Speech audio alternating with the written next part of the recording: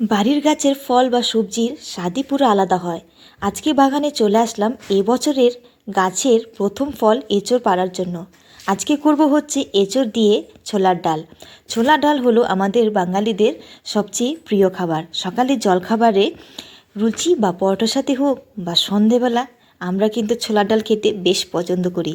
তো দেরি না করে আমিও চলে আসলাম এঁচোড় দিয়ে ছোলা ডালের একটা মজাদার রেসিপি নিয়ে। আমি কিভাবে রান্না করি আজকে সেটাই তোমাদেরকে দেখাচ্ছি। তো চলো শুরু করা যাক। ছোলা ডাল রান্না করার জন্য আমি রাত্রেবেলায় এখানে নিয়েছি 1 বাটি ছোলার ডাল। তো রাত্রেবেলায় এটাকে আমি ভিজিয়ে রেখে দিচ্ছি, তাতেই আমার ছোলা ডালটা খুব সুন্দরভাবে ভিজে যাবে আর সকালবেলা পুরো ফুলে উঠবে। এবার এটাকে আমি ওভারনাইট ভিজিয়ে রেখে দিলাম। সকালে আমি তাড়াতাড়ি করে এঁচড়গুলোকে ডুমু ডুমু করে কেটে নিয়েছি। প্রেসারে আমি নুন হলুদ দিয়ে 1 সিটি মেরে নেব।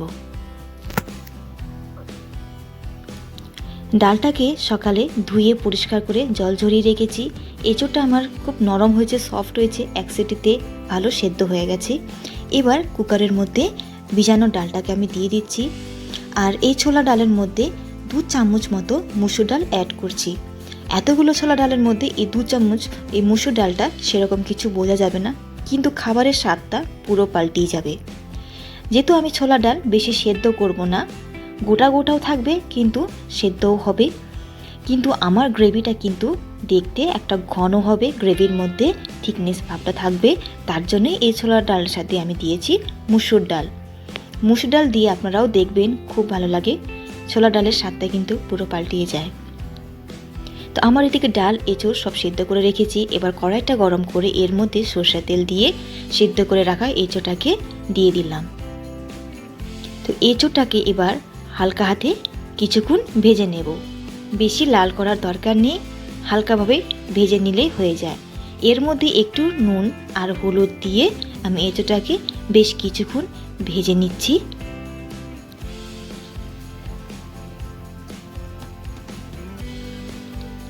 ভাজা হয়ে গেছে পরে এটাকে আমি তুলে রেখে দিলাম।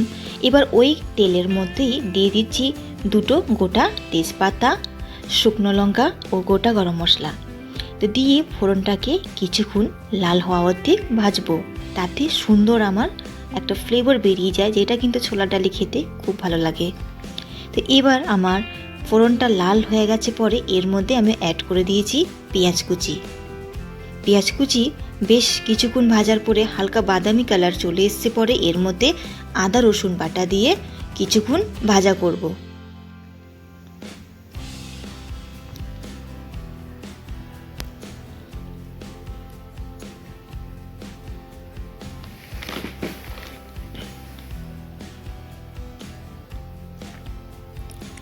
তো আমার সব মশলা বেশ ভালো ভাজা হয়ে গেছে। এবার এর মধ্যে একটা বড় সাইজের টমেটো কুচি করে দিয়ে দিচ্ছি। টমেটোটাকে ভালো করে মশলার সাথে মিক্স করে নিচ্ছি। এবার এর মধ্যে আমি সামান্য একটু লবণ দিলাম, তাতে আমার টমেটোটা খুব সুন্দরভাবে নরম হবে, সফট হবে আর তাড়াতাড়ি করে গলে যাবে। যতক্ষণ না ওদিকে টমেটো ভাজা হচ্ছে মশলার সাথে, আমি একটা বাটি নিয়েছি, তার মধ্যে ধনের গুঁড়ো, জিরের গুঁড়ো, এটা হচ্ছে ঝাল লঙ্কার গুঁড়ো, আর সাথে কাশ্মীরি লঙ্কার গুঁড়ো দিচ্ছি, আর এখানে দিচ্ছি হলুদ। তো এই গুঁড়ো মশলাগুলোর মধ্যে সামান্য অল্প জল দিয়ে একটা পেস্ট তৈরি করে নিচ্ছি।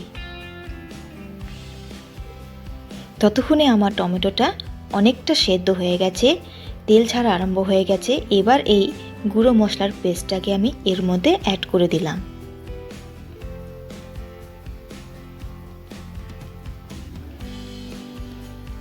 ভালো করে মশলার মধ্যে এই পেস্টটাকে এইভাবে মিক্স করে দিচ্ছি।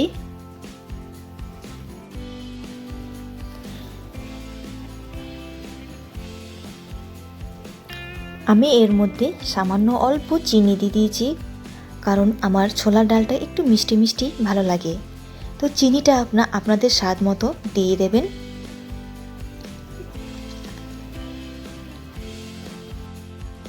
মশলাটা কিছুক্ষণ ভেজে নিয়েছি।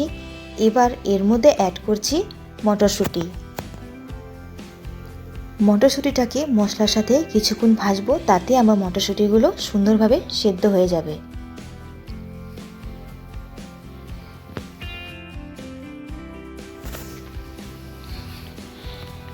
কিছুক্ষণ ঢেকে রেখে দিয়েছিলাম।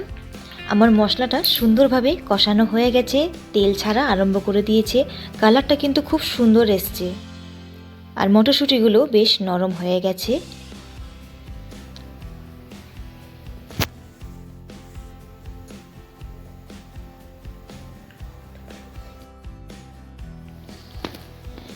আমার মশলা কষানোটা হয়ে গেছে, পুরোপুরি কমপ্লিট। এবার ভেজে রাখা এঁচোটাকে আমি এর মধ্যে দিয়ে দিচ্ছি।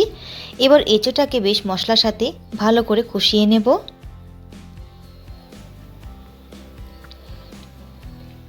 এইভাবে আপনারাও বাড়িতে ট্রাই করে দেখবেন, খেতে কিন্তু খুবই ভালো লাগে।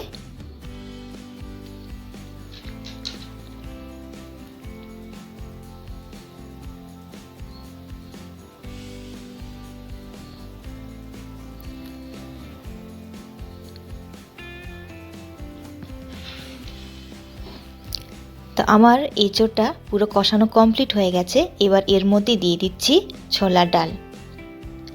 এবার হালকা হাত দিয়ে আমি ছোলা ডালটাকে নেড়ে ভালো করে মশলার সাথে মিক্স করব।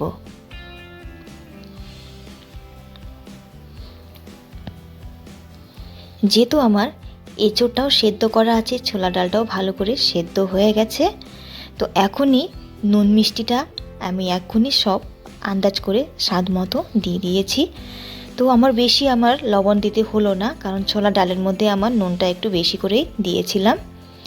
তো আমার ডালটা এখানে পুরো কমপ্লিট হয়ে গেছে। আপনারা আপনাদের স্বাদ মতো নুন মিষ্টিটা দেবেন। আর ছোলা ডাল কমপ্লিট হয়ে গেছে, পরে বেশ অনেকক্ষণ ফুটেছে, তাই জন্য আমি এখন নামিয়ে দেব। তার আগে এর মধ্যে দিয়ে দিয়েছি গরম মশলার গুঁড়ো আর সাথে দিয়েছি 1 চামচ মতো ঘি দিয়ে মিক্স করে দিচ্ছি। এবার আমি ছোলা ডালটাকে নামিয়ে দেব। আমার এঁচোড় দিয়ে ছোলা ডাল রান্না কমপ্লিট হয়ে গেছে। তো আমার রেসিপিটা আপনাদের কেমন লাগলো আমাকে কিন্তু অবশ্যই কমেন্ট করে জানাবেন। ভালো লাগলে একটা লাইক দেবেন। যারা এখনও সাবস্ক্রাইব করেননি তাড়াতাড়ি করে সাবস্ক্রাইব করে আমার পাশে থাকবেন আর পাশে থাকা বেল আইকনটাকে অন করে দেবেন। তো আজকের মতো এখানেই শেষ করছি। আবার দেখা হবে নেক্সট এপিসোডে নেক্সট নতুন রান্নার সাথে।